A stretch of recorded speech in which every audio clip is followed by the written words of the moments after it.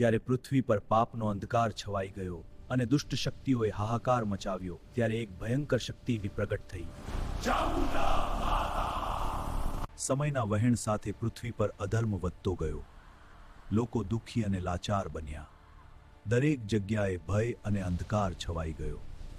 ચંડ અને મુંડ નામના ભયંકર અસુરોએ તેમની શક્તિ સામે કોઈ ટકી શકતું નહોતું. લાચાર થઈ દેવતાઓએ દેવી દુર્ગા પાસે પ્રાર્થના કરી. હે માતા, અમને વાળ્યા. યુદ્ધ કરવાનો સંકલ્પ કર્યો. યુદ્ધ શરૂ થયું. આકાશમયું ધરતી ધ્રુજવા લાગી અને અચાનક દેવી દુર્ગાના કપાળમાંથી એક ભયંકર શક્તિ પ્રગટ થઈ. તે હતી ચામુંડા માતા.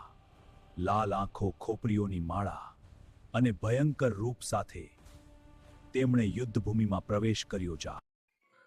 ચામુંડા માતાએ અસુરોની સેનાનો સંહાર કર્યો અને ચંડ અને મુંડ તેની સામે આવ્યા, પણ માતાની શક્તિ સામે તે ટકી શક્યા નહીં.